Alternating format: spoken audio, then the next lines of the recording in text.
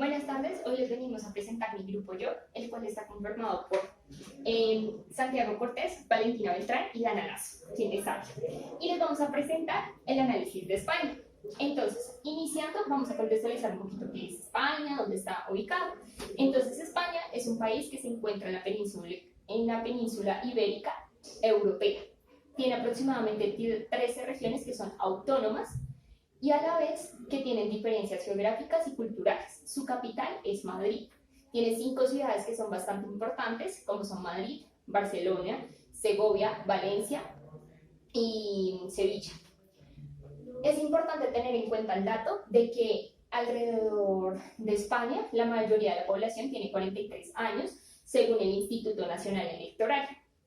Para entender actualmente el conflicto o las diferencias políticas y sociales que se han evidenciado en España alrededor de estos últimos años, es importante tener en cuenta y contextualizarlos en 3 puntos muy importantes que vamos a hablar.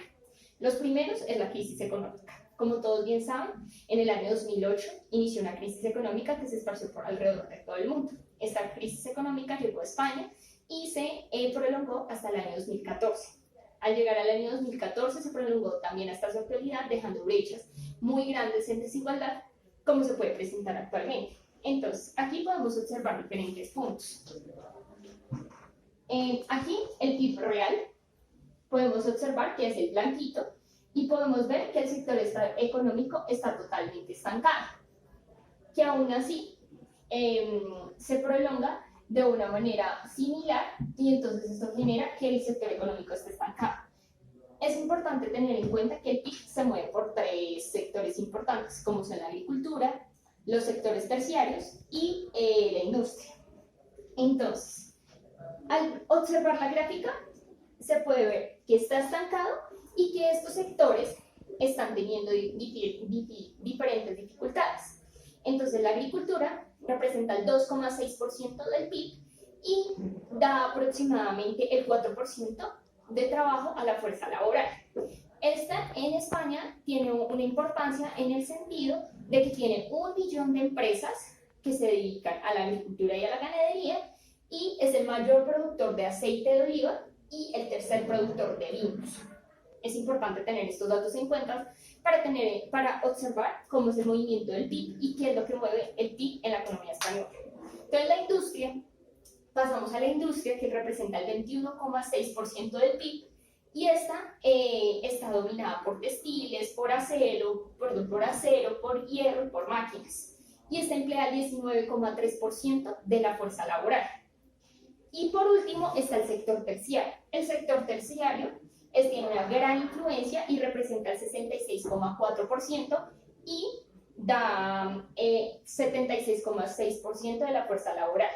Este sector terciario está por el turismo, que es una fuente alta de ingresos en España, y a la vez por los bancos, debido a que los bancos tienen grandes fuerzas. Uno de los bancos principales en España es el Banco Santander. Tiene 59 bancos privados, 2 bancos de ahorro y 63 bancos de cooperativos. Para continuar, es importante tener en cuenta que toda esta crisis económica trajo desempleo. Como se puede ver, el desempleo se encuentra de una manera que tiende a disminuir. ¿Y por qué pasa esto? Resulta que actualmente España es el octavo país con el índice más alto de desempleo. ¿Qué genera todo eso? Esto genera que se dé una pequeña recesión en ciertos sectores y que al ser el octavo país genera que se den unas nuevas estrategias para que esto cambie. Aunque en estos meses ha variado esta tasa de desempleo y ha mejorado, no quiere decir que la gráfica de una vez tienda a converger, porque si se pueden dar cuenta, del año 2018, el pronóstico para los años 2009, 2020 y 2021, esto tiene a desacelerar. Continuando con esto, es importante tener en cuenta que, como tiende a disminuir, el gobierno español ha implementado diferentes como planes de refugio o estrategias para desarrollar. Entonces, la primera es generar un vínculo entre los bancos y las empresas.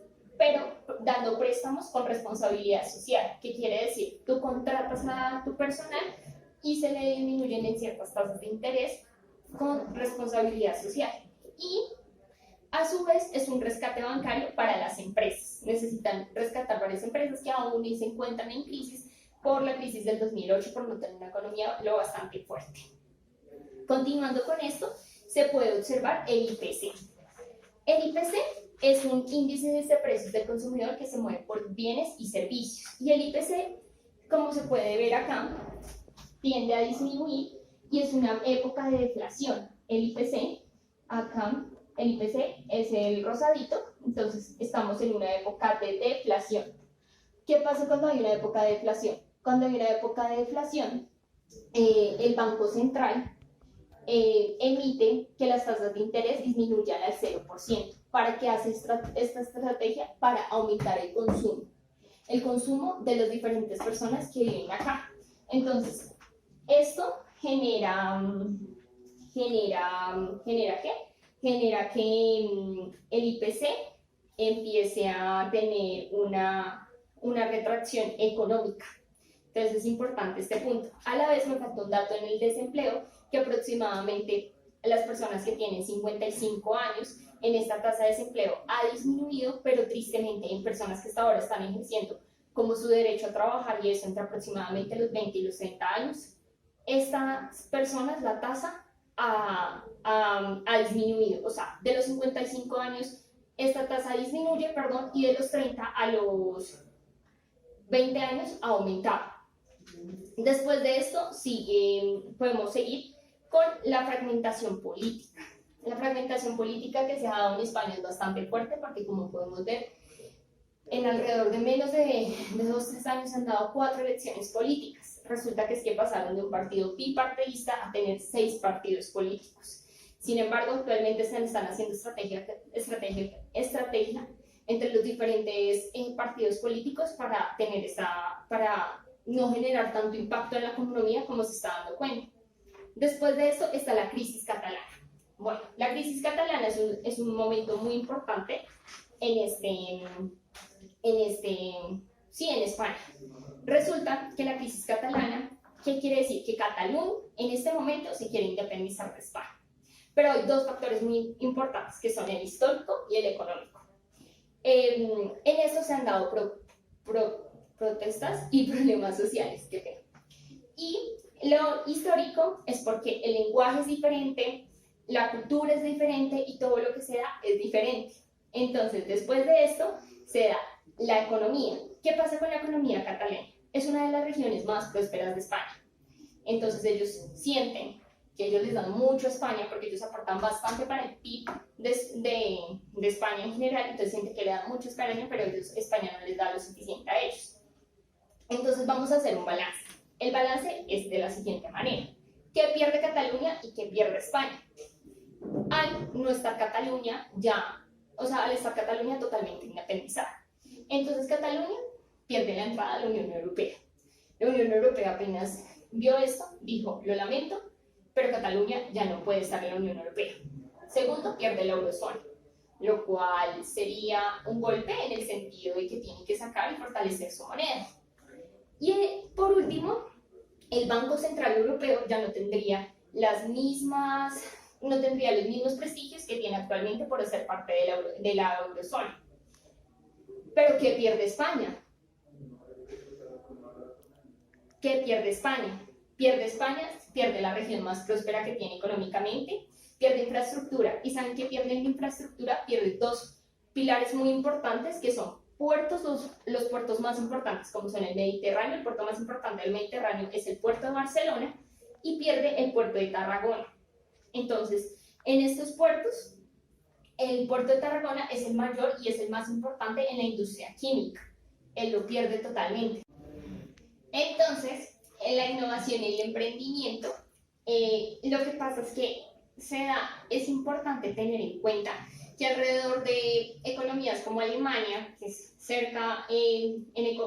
una economía cercana a España, se pueden dar que se están dando revoluciones industriales. Entonces España, al perder Cataluña, pierde innovación y emprendimiento, debido a que España justo está proyectando que su PIB no se base totalmente en agricultura o en industria, sino que se base en lo del futuro. Microdatos, biotecnología, cosas que vayan con la innovación y con la tecnología, lo cual perdería con Cataluña. A su vez pierde infraestructura y pierde patrimonio cultural y turístico. El turístico es muy importante porque Cataluña recibe 75.003 millones de turistas al año y a la vez una infraestructura como obras arquitectónicas que datan de siglos antiguos que se dan por Antonio Gaudí. Entonces, continuando aquí, podemos observar, por último, ya observamos que hay tres contextos muy importantes para entender esto que pasa en España: crisis económica, crisis políticas y la crisis que está pasando en Cataluña. Entonces, ¿qué pasa con sus exportaciones y sus importaciones? Tienen una dinámica alta. Las exportaciones, como pueden ver, es esta. La azulita tiene una dinámica alta. Y las importaciones, sin embargo, tienen un déficit en la balanza de pagos, lo que genera que España principalmente exporta automóviles, exporta productos derivados de los químicos, todo eso, y importa repuestos de automóviles y eso. Las principales exportaciones que da España se dan para Francia, para Gran Bretaña, para Italia, para Portugal y entre otros. Listo. Bueno, yo voy a hacer un pequeño análisis del mercado de renta variable y renta fija y un análisis muy pequeño del euro dólar, que es la divisa que se utiliza para hacer todas las negociaciones dentro de este país. Esto es muy relevante, es muy importante traerlo a colación porque todas las fluctuaciones de este activo van a impactar directamente en la economía de España. Entonces es muy relevante, así sea, hacer un análisis no muy profundo. Bueno, aquí tenemos la gráfica del euro dólar.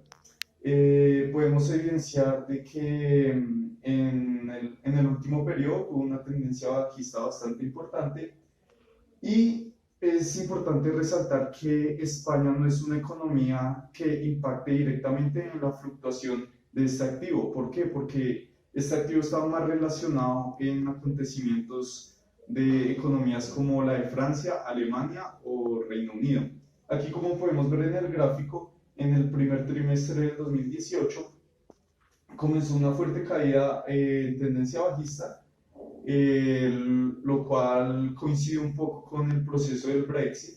Entonces por eso no vamos a entrar muy a fondo en este tema. Aquí lo que nosotros hicimos fue colocar un indicador técnico, se llama el DMI, que es Directional Moving Index, y lo que principalmente nos cuenta es la fuerza de la tendencia de un activo.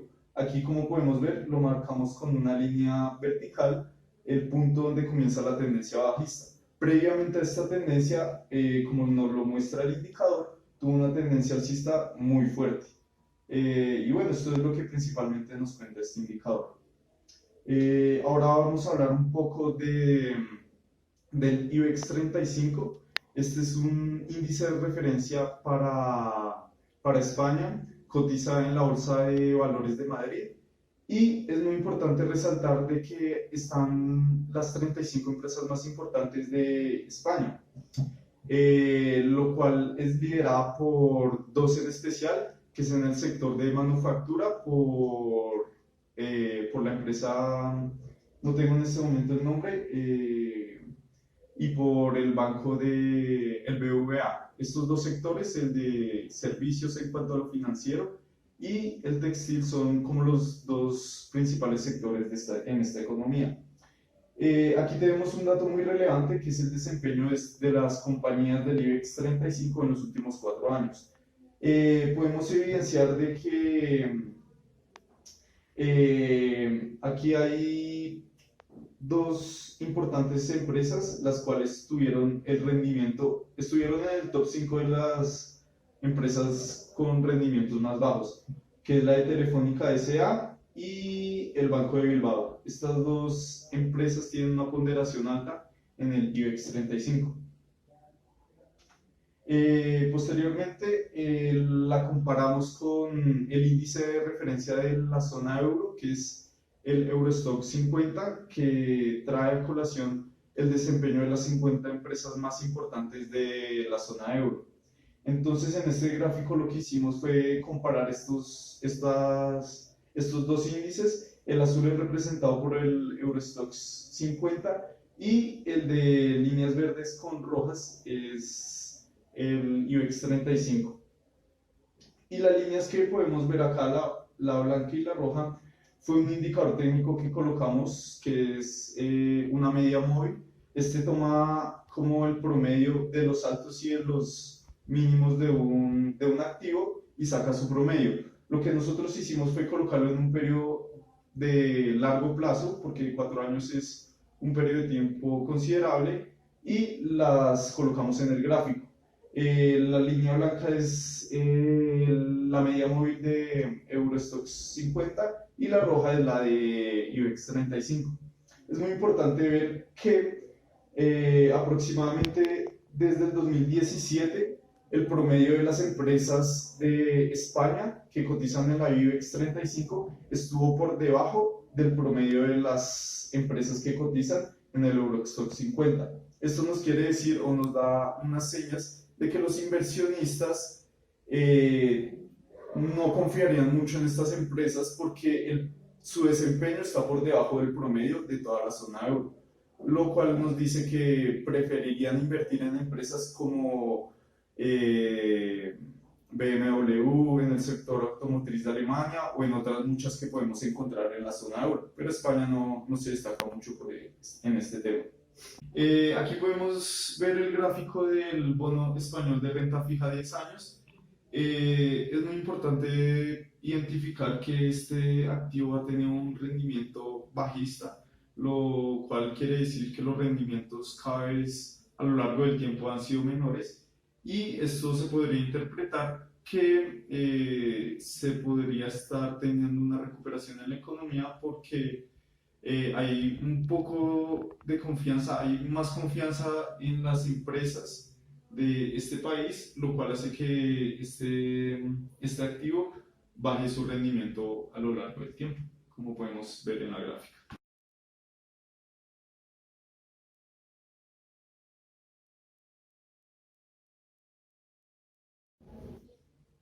Bueno, yo les voy a hablar acerca del CDS de España. El CDS es el Credit Default Swap, el cual muestra el riesgo de los inversores al invertir en un país dependiendo de qué tan estables son económica, política o financieramente.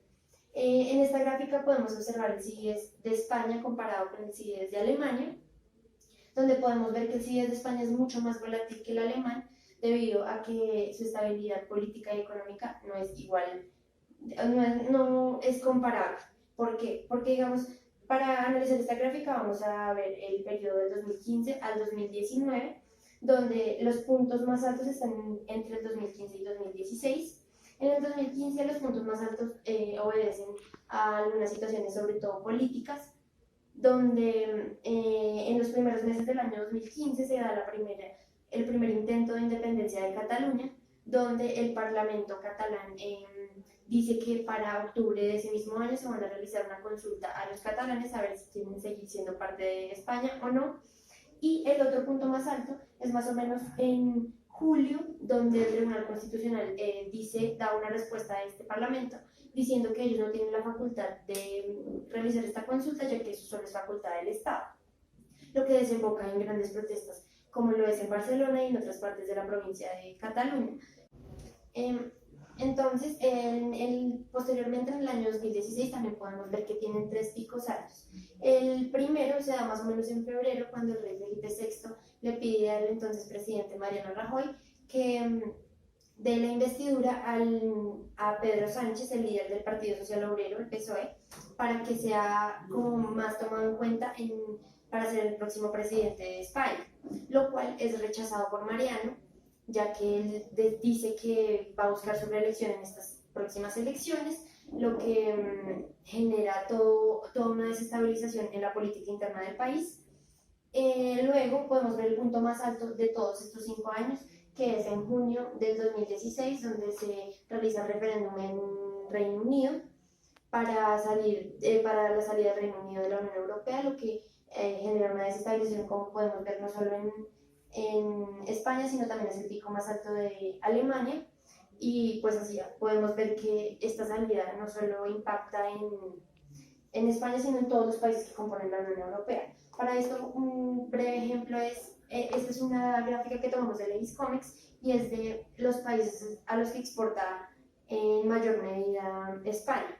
Entre esos, el 11% de los productos exportados de España son a Reino Unido, lo que quiere decir que si este saliera, la mayoría de las exportaciones de este país, o sea, la mayoría no es más del 50%, pero sí es en gran medida uno de los más importantes de la Unión Europea, y entonces ahora todas las trabas que tendrían en cuanto a comercial, también eso tiene que ver con las ligas de fútbol y con las exenciones tributarias, sería como una estabilización mucho más grande para España de lo que podría impactar en otros países de la Unión Europea. El último punto más alto del 2016 tenemos que es en las elecciones que les contaba anteriormente, que se iban a llevar en octubre, donde se elegía presidente y sale reelecto Mariano Rajoy, lo cual desestabiliza también un poquito, sobre todo en cuanto a las relaciones exteriores, ya que Mariano estaba inmiscuido en varios investigaciones por corrupción y en varias investigaciones por corrupción. Este pico más alto en este año se da gracias a la moción de censura que hace Pedro Sánchez sobre Mariano Rajoy, ya que el entonces presidente estaba inmiscuido en un caso muy nombrado para ese entonces, que era el caso de Gürtel, y ese nombre se le da porque es el nombre de uno de los miembros del partido al que él pertenece, el Partido Popular, donde habían sido desde el 2008 investigados varios de estos miembros y sobre todo la financiación del mismo partido, ya que estaba siendo financiado por empresarios y por algunos narcotraficantes. Entonces, cuando Pedro Sánchez realiza esta moción de censura para que los congresistas voten si él debía seguir o no en el poder, Mariano Rajoy pierde gracias a que la mayoría de votos son en contra, o sea, para que salga de la presidencia, y entra desde octubre de ese año Pedro Sánchez a ser el presidente de España. Luego de esto, podemos ver que también entra en descenso el riesgo hasta lo que vemos ahora, que vuelve a subir un poquito gracias a las protestas que se han dado sobre todo en Barcelona y que han dejado varios muertos, gracias a estar a favor de la independencia de Cataluña y otros movimientos en Andalucía y en Sevilla que están a favor del movimiento independentista. Bueno, ahora les voy a hablar acerca del riesgo país que representa España. Para esto utilizamos la base de datos de Excel de Bloomberg, donde nos arrojaba los indicadores tanto financiero, económico y político de España. Y según lo que analizamos, ninguno de los tres indicadores está por debajo de 50, lo que quiere decir que a grandes rasgos está estable. Pero para analizar cada uno de los componentes vamos a analizar primero el financiero, donde en cuanto a los ítems ninguno es menor a 50. Esto lo que quiere decir, lo que demuestra, es que aunque financieramente España ha tenido varias veces ayudas de la Troika, que la Troika es una entidad de la Unión Europea que está conformada por el Consejo Europeo, por el Banco Europeo y por las potencias de Europa, como son Alemania y Francia, le han prestado ayuda financiera y dinero para que después de la crisis del 2008 sobre todo haya podido redinamizar, y ahorita según algunos analistas han dicho que no le ha afectado tanto la ralentización de toda la economía mundial y que ha podido responder favorablemente a los estímulos que le ha dado sobre todo la Unión Europea. En el segundo ítem tenemos el económico, y en este sí habían tres indicadores que estaban por debajo de 50, como lo era el desempleo, que como habló mi compañera Ana, es uno de los problemas más grandes que ha tenido España, y es porque después de la crisis del 2008, o sea, antes ellos tenían una tasa de desempleo de un solo dígito, y después del 2008 esta tasa fue hasta el 20%, que es la que tienen hasta ahora, y esta afectó sobre todo a los jóvenes desde 16 a 24 años, Y es una crisis muy difícil de superar. ¿Por qué? Porque la educación en España está bien, o sea, lo que quiere decir que la gente puede adquirir educación de básica y universitaria bien, pero luego cuando salen al mercado laboral no tienen tantas oportunidades. Entonces, ¿qué pasa? Que sí tienen su carrera profesional, pero hay una fuga de cerebros en el país. ¿Por qué? Porque todos los profesionales están yendo a otros países de la Unión Europea para ejercer. Otro de los indicadores que afecta el índice económico es el déficit presupuestario. Y es que España tiene uno de los más grandes déficits estructurales de toda la eurozona, y esto debido a las políticas expansivas que ha implementado el gobierno desde Mariano Rajoy y algunas de las que está implementando ahorita Pedro Sánchez, donde se está estimulando mucho el gasto público y no se está recaudando tanto. Entonces tienen un hueco fiscal que es lo que no les ha permitido, sobre todo, saldar la deuda ni tanto interna como externa. Y el último indicador que está por debajo de 50 es la deuda externa, y esto debido a que ellos deben más de $1 billón, o sea, ellos tienen más pasivos contraídos en el exterior que activos, lo que quiere decir que si se volviera a dar una crisis como la del 2008, España no tendría cómo dinamizar su economía y entrarían en crisis casi como Grecia, que está completamente en bancarrota.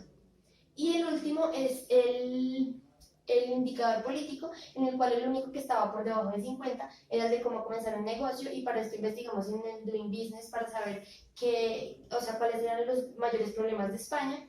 Y según lo que encontramos en esa plataforma es que su mayor problema es la burocracia, ya que, por ejemplo, ellos están en el puesto 30 de 190 como en la rapidez de hacer un negocio, y es que los primeros puestos, sobre todo en Nueva Zelanda y Australia, digamos como que se demoran un promedio de 12 a 13 horas en crear una empresa. En cambio, en España se tardan entre 12 a 15 días en formar una empresa. Entonces, digamos que para realizar como un recuento de todo, de qué tan mal o qué tan bien está todo el análisis macroeconómico de España, se puede analizar que como ninguno de los tres factores está por debajo de 50, son estables, pero aún les faltan, sobre todo en los tres que les decía económicamente: desempleo, déficit presupuestario y deuda externa, solucionar para así poder mejorar la economía.